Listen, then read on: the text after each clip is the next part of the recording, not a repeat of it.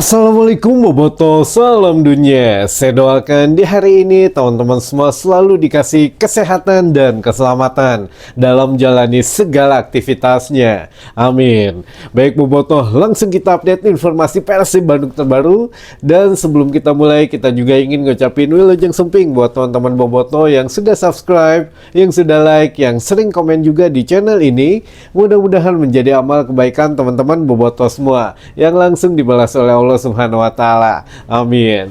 Dan Boboto, ada drama lanjutan di GBLA setelah sebelumnya minggu kemarin yang memang dramanya itu sampai dengan keluar lapangan beberapa hari gitu ya. Dan ini pun kita yakin sampai dengan laga lanjutan ACL 2 selanjutnya ini akan menjadi topik yang hangat di kalangan teman-teman Bobotoh, yang mana hasil pada malam hari ini atau barusan yang baru selesai akan menjadi satu evaluasi. Rupanya taktik di detik-detik terakhir atau di menit-menit terakhir ini sepertinya harus agak sedikit ada perubahan gitu ya teman-teman. Jadi ya mau bagaimanapun juga kita sama-sama tahu Persib sudah unggul lebih dahulu sama dengan tahun kemarin gitu ya. Tahun kemarin kita sudah unggul 1-0 di Sijalak Harupat, tapi akhirnya bisa disamakan skornya. Nah, sebetulnya ada apa? Sedikit untuk ulasan di pertandingan malam hari ini, kita ada beberapa hal yang memang ini agak sedikit berbeda gitu ya. Dari teman-teman Utara juga tadi ada sedikit rasa ingin menyampaikan sesuatu namun ditinggal pergi oleh skuad Persib Bandung beserta tim pelatih dan susunan beberapa ofisial di situ. Jadi tidak sampai seperti biasanya. Biasanya kan kalau setelah pertandingan gitu ya kan, skuad Persib Bandung dengan pelatih mendatangi Tribun Timur lalu Tribun Utara. Nah, di Tribun Utara ada sedikit kejadian yang mana capoknya gitu ya sedang menyampaikan orasi, ternyata tidak sampai selesai ditinggal. Nah, ini kita juga kurang tahu ya apa yang terjadi sebetulnya, tapi yang jelas ya sudahlah, kita syukuri saja 1 poin pun ini sudah alhamdulillah. Dan memang kita coba bahas dari awal sedikit teman-teman, dari line up yang memang diturunkan Bojan Hodak starting 11 ini memang di luar perkiraan BMKG, tapi alhamdulillah itu menjadikan satu permainan Persib di babak pertama cair teman-teman.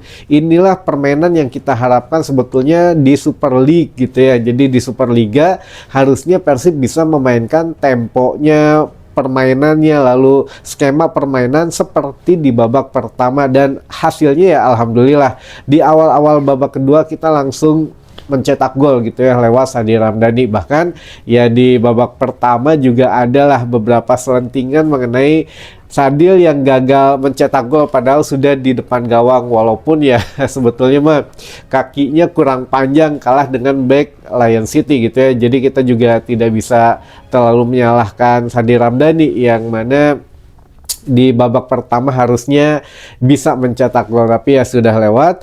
Namun secara keseluruhan untuk penampilan Persib Bandung ini semakin membaik di babak pertama, awal babak kedua sampai dengan mencetak gol di menit ke-70. Nah, inilah yang memang agak sedikit menjadi perbedaan untuk ya skuad Persib Bandung gitu ya, yang mana di sini Bojan Hodak mulai memasukkan karakter bertahannya dan mengandalkan serangan balik lah tadi kelihatan, tapi ya itu akhirnya menjadi bumerang juga ya, bisa dimanfaatkan oleh Lion City yang memang membaca hal itu, memasukkan beberapa pemain baru dan akhirnya gol tercipta di masa injury time gitu ya. Jadi 1-1 ini skor yang memang menjadikan Persib saat ini ada di posisi ketiga di grup G teman-teman. Sebelumnya ada untuk Selangor dan juga Buriram United gitu ya. Buriram berhasil mencuri 3 poin di kandang Selangor, yang mana sekarang pemuncak klasmen Buriram United, yang kedua Lion City Seller, yang ketiga Persib Bandung, yang keempat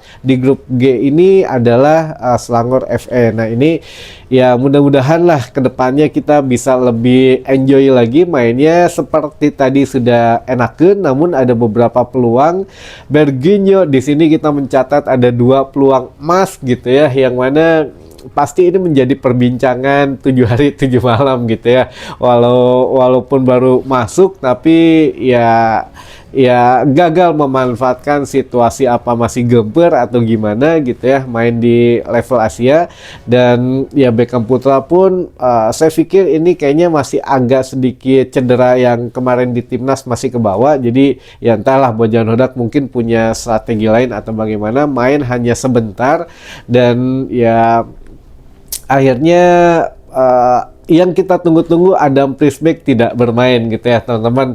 Ya mungkin ini juga menjadi satu hal yang harus kita tunggu sabar untuk debutnya gitu ya untuk Persib Bandung teman-teman. Tapi sekali lagi dengan penampilan Persib Bandung ini berarti memang sedikit mengikis kekhawatiran Bojan Hodak, bahwa Bojan Hodak sangat memperhatikan satu striker dari Lion City ini, memang yang top skor Liga Jepang 2 kali berturut-turut, namun di barisan pertahanan Persib Bandung itu selalu mental, apalagi oleh Julio Cesar, Matrikadi, dan juga sampai kepada Teja juga kan beberapa kali oke lah gitu ya savingnya, walaupun ya akhirnya kebobolan juga. Tapi yang jelas Bojan sudah bisa ngantongin striker termahal dari Lion City Seller ini. Jadi ya akhirnya kan dia juga diganti gitu ya tadi. Alhamdulillah lah, untuk pertandingan hari ini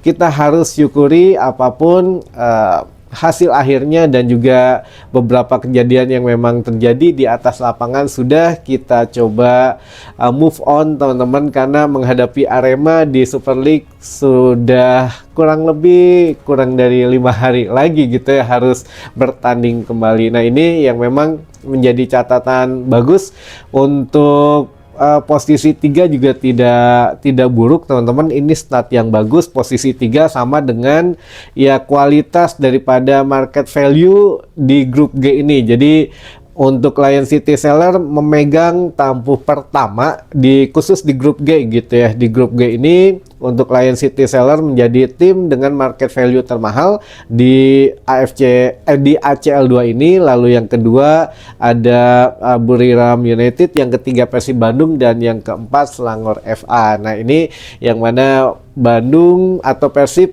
menduduki peringkat ketiga market value terbesar, dan saat ini juga peringkat ketiga di klasmen grup G gitu ya teman-teman ya. Mudah-mudahan lah kedepannya semakin naik dan ya alhamdulillah kita syukuri gitu mungkin teman-teman.